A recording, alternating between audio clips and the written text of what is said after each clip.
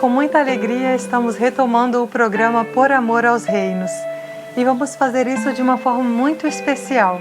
Estamos em um momento de desertos espirituais, um momento no qual muitas situações do planeta nos levam a não acreditar que uma vida evolutiva pode ter lugar neste mundo. Então hoje vamos retomar o nosso programa com um exemplo de transformação, para que possamos ver que através de nosso esforço, amor e dedicação, não só nossos desertos internos podem florescer, mas também o que estava seco e infértil no solo da terra pode recobrar vida.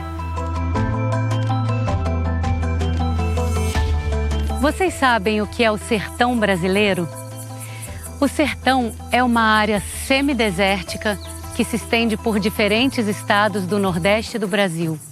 Um lugar que em sua origem era habitado por povos indígenas e que no período de colonização acabou por unir também portugueses e africanos. Diferente dos desertos que conhecemos no mundo, o sertão existe margeando áreas úmidas, porém o seu clima é muito instável, podendo estar sem chuvas durante anos, como foi entre os anos de 2010 e 2017, quando algumas áreas do sertão ficaram por 7 anos sem ver nenhuma gota de chuva. Isso faz com que o solo seja enfraquecido, a terra fique ainda mais pobre e a vida seja marcada por uma trajetória desafiadora de sobrevivência.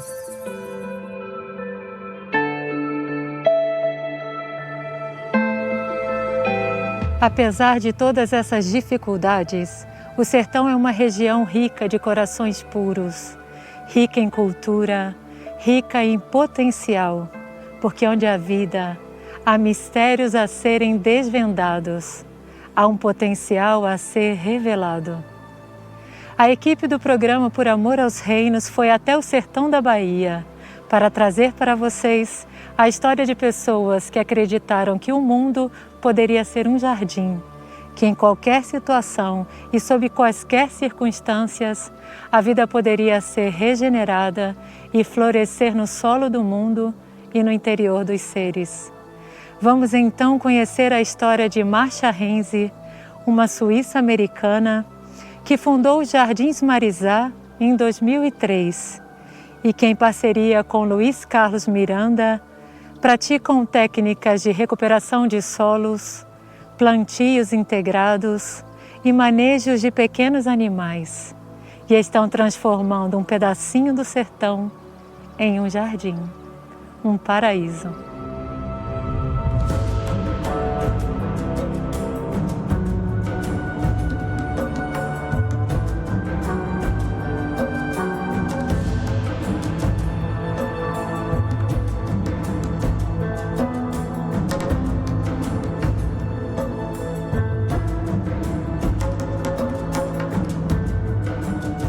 Eu sou Marcia Renzi, sou suíça-americana, criada na Flórida, mas eu saí de lá com 23 anos e moro na Suíça e na Europa e agora no Brasil há muito tempo, desde lá.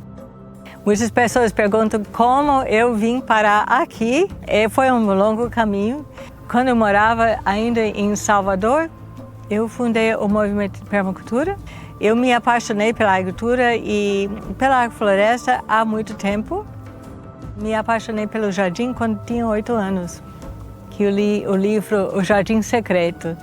E essa imagem de um jardim no meio de uma paisagem difícil me inspirou. E eu acho que hoje eu estou fazendo esse jardim da minha infância. Estamos aqui há 20 anos e eu acho que agora que estamos começando a realmente entender como funciona aqui. Agora, aqui é uma situação muito extrema, porque eu comprei 7 hectares de areia branca. Aqui é o fundo de um lago pré-histórico, não tinha nada. Então, eu comecei a partir do pior situação possível. Em comparação com a natureza, você recupera qualquer lugar desse planeta. Não tenho a menor ideia quantas árvores a gente plantou aqui. A gente sai por aí enfiando, vai nascendo espontaneamente. Eu sei que quase não tem área mais que não tenha alguma cobertura.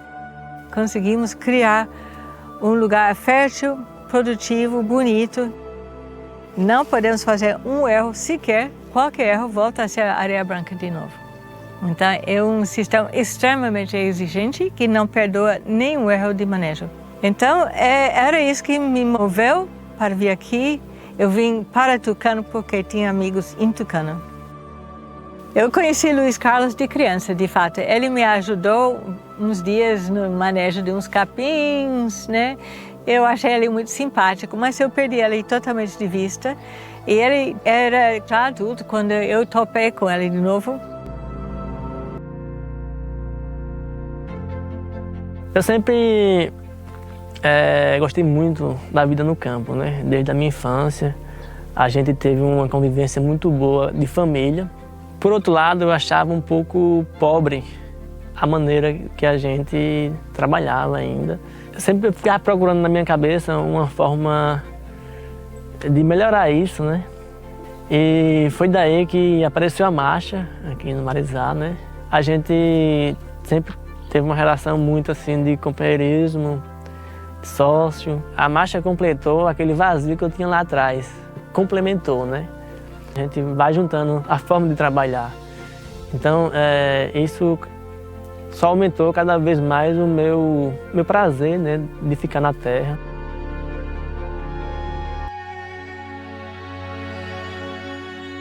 A Caatinga é o semiárido e tem um comportamento totalmente diferente da região da mata. A região da mata chove muito, precisa ter muitas árvores para reciclar a água. Agora, no semiárido, a gente precisa conservar a água. Se você tem um semiárido e você passa arado, deixa sem nada, aí aquela solo vai perder toda a sua água. E um dos maiores causos de ressecamento do clima, mudança de clima, é o vapor de água, muito mais do que o carbono. E qualquer momento do ano, metade das terras do planeta estão descobertas. Agora, como 2/3 desse planeta é semiárido, se deixa uma terra descoberta no semiárido, é desastroso. Porque acima de 60 graus, se o solo fica acima de 60 graus, aquele solo morre. A gente tem que criar formas de manejo, formas de fazer agricultura, tudo que fica sempre com muita vegetação e muita cobertura. Criar mais de sombra que pode, porque a sombra diminui a temperatura, aumenta a umidade. A diferença de sol e sombra é 8 graus, dizem. Eu já medi 20 graus. Então, quanto mais sombra o que você vê, mais úmido que fica, mais verde fica mais tempo. Como o que faz o solo rico são as raízes, precisamos ter muitas raízes. Então, o semiárido assim, ele é um clima que chove uma parte do ano, e o resto do ano fica muito seco. Que aqui é um ecossistema feito para o animal, que é o estômago do animal que faz o serviço da vida do solo, que decompõe a matéria orgânica, que fertiliza, que maneja o sistema.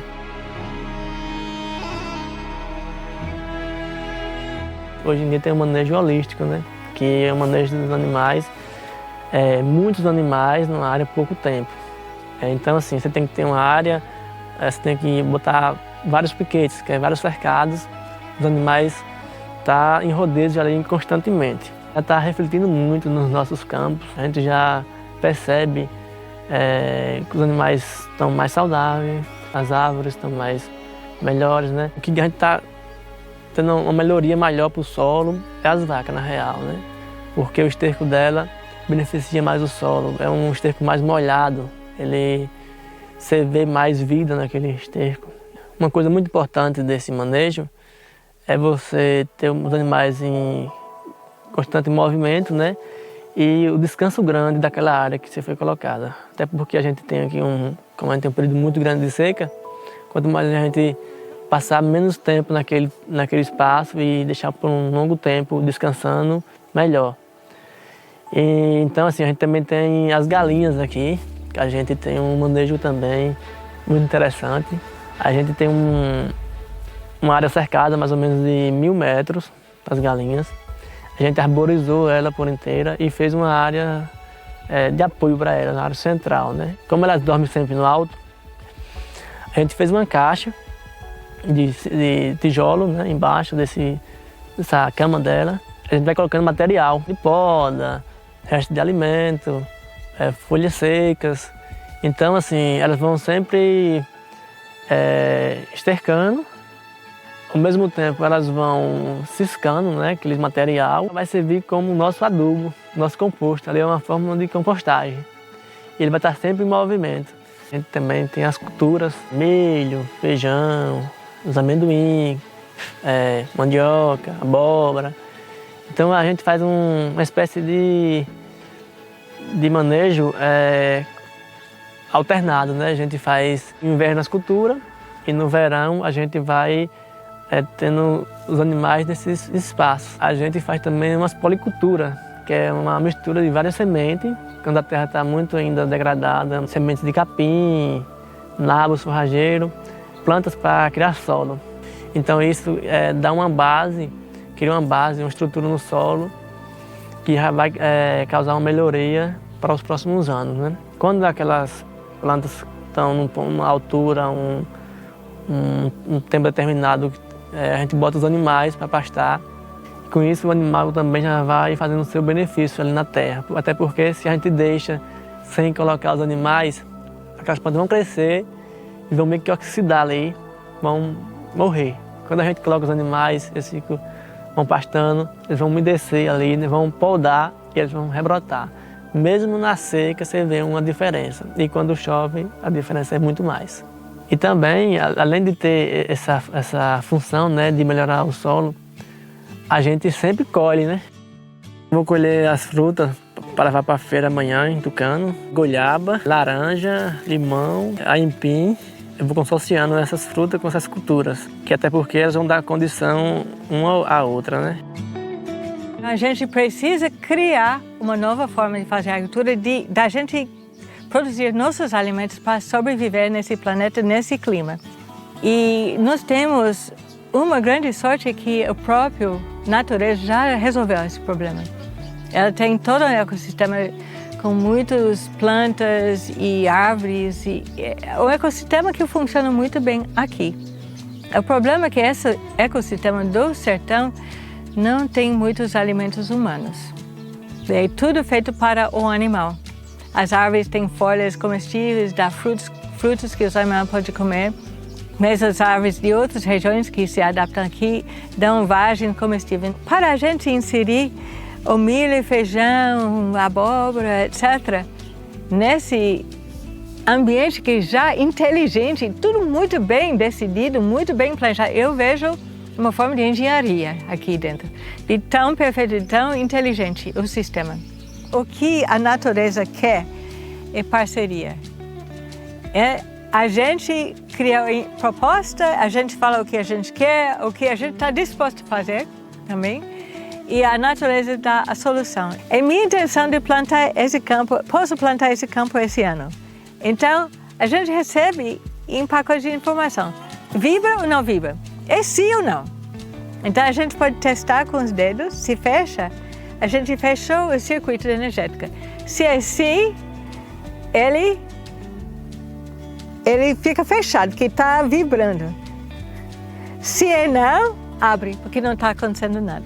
E a natureza vai nos ajudar a transformar essa ideia, essa forma de pensamento do etérico para a realidade. É assim que funciona. É muito simples. O único salto que você tem que fazer é acreditar que a natureza é inteligente e sabe o que está fazendo. Você fica íntimo com o lugar começa a conversar com você, começa a falar para você o que quer. E a partir de lá começa a regenerar.